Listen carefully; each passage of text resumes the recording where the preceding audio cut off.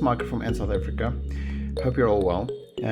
On this video today, I want to showcase my ant room, which is basically my ants. All the colonies that I do currently keep, which is not all of them. I do plan on keeping a lot more in the future. Let's hope the wife doesn't hear that. And basically I want to show you all the ants that I currently do keep.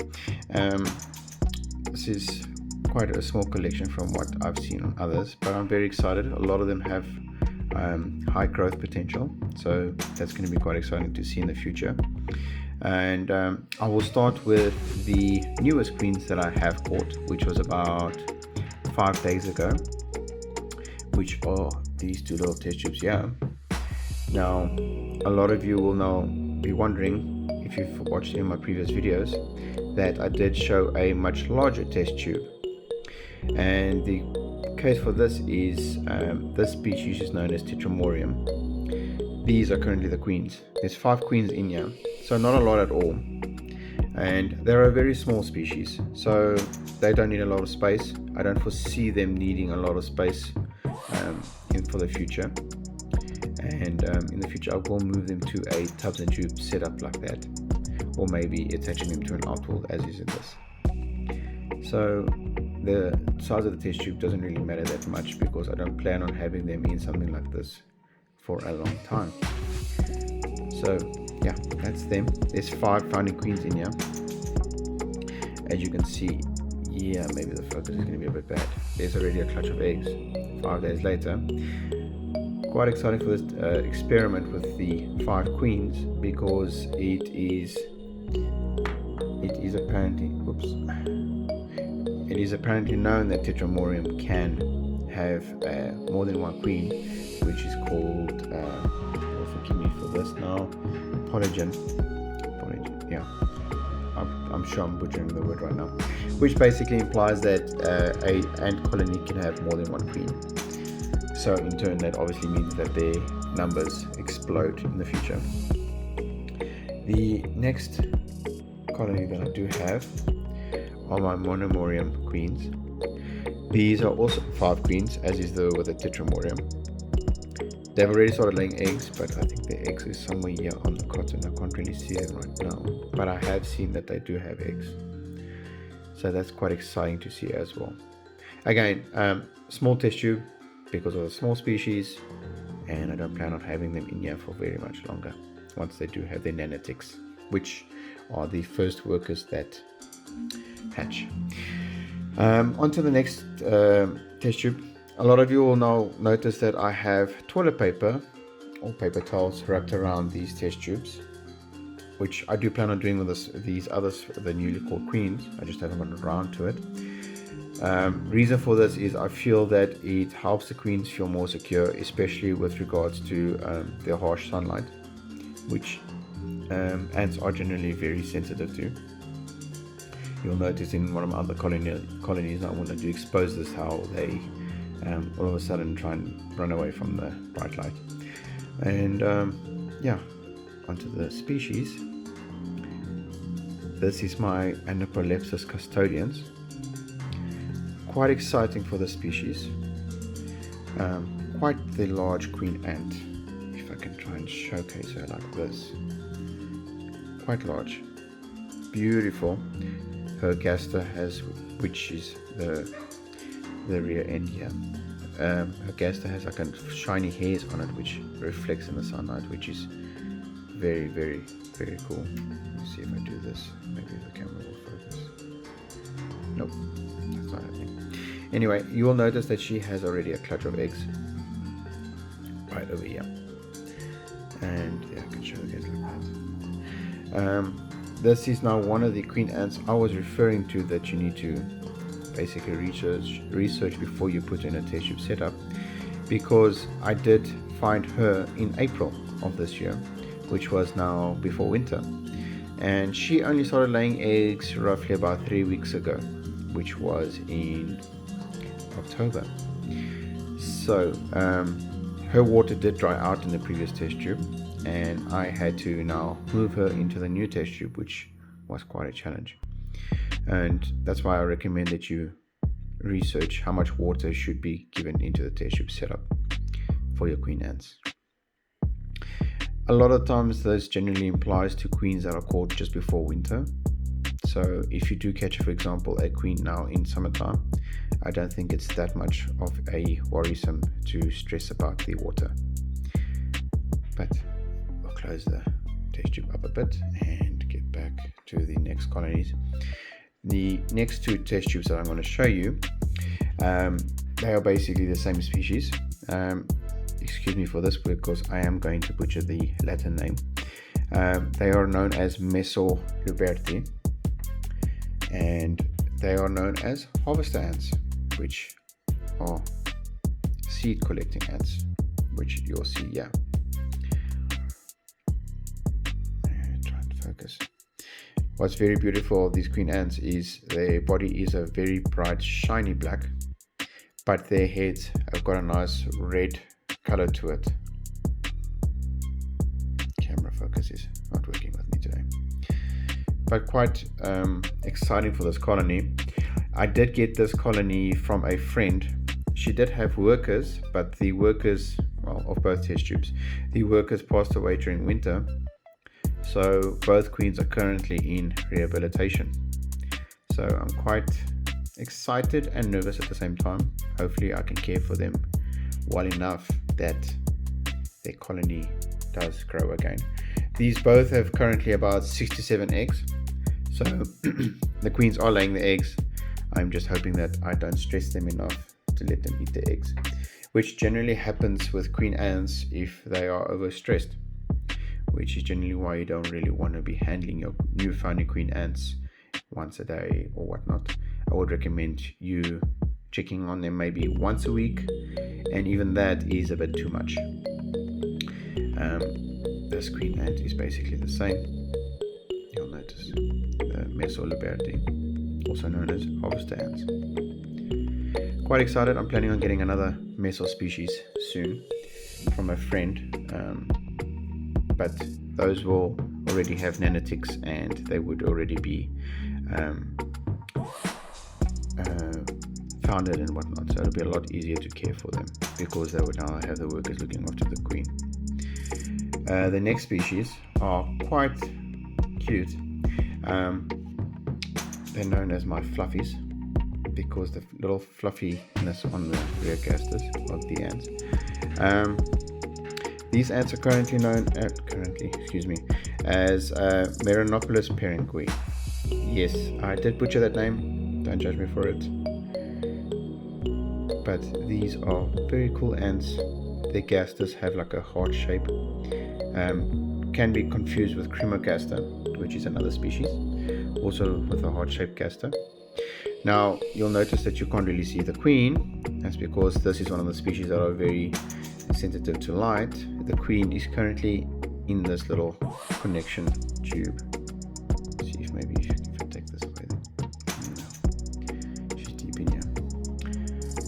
She's not much bigger than the workers, but I must say this species over the last month or two have exploded in numbers already and will continue to explode, especially considering the eggs that are there.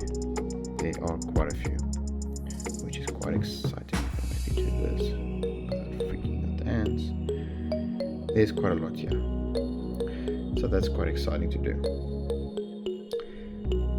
Quite excited for this, and this colony can keep more than one queen ant, which is also known as polygamous, and that will now in turn be the same as these two, where numbers would explode because obviously there's more than one queen ant. My next species, now we are going to start going to the larger species that I do have. This species is known as Camponotus cosmicus. Now they are in this outwall test tube setup. The queen ant is currently right there. Let me do this. You can maybe note. Beautiful queen ant.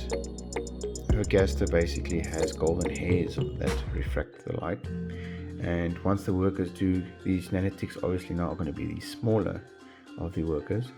But once there are majors and the bigger minor workers, their gastas also have a golden hairs on it. Now, the bigger the species, the slower the egg production. So you'll notice that there is less eggs currently there. Excuse me for the focus. I will try and fix this for future videos. And I've had this species for roughly 6 months. They did also go through a problem in winter where their workers basically started dying off, their numbers dwindled off. But I'll get to that on the video. You'll notice that their water is also very little. We'll have to eventually add a new test tube to this.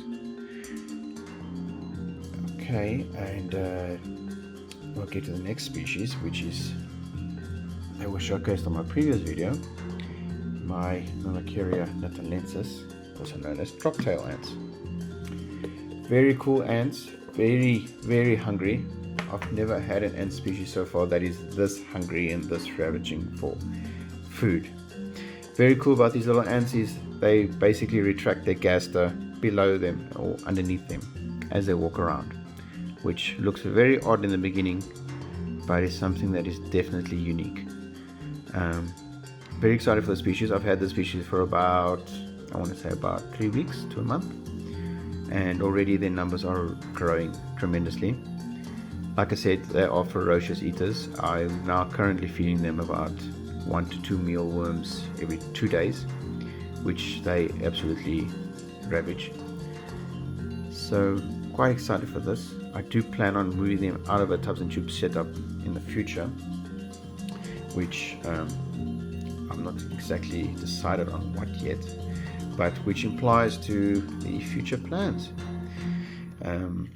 We are currently designing a formicarium for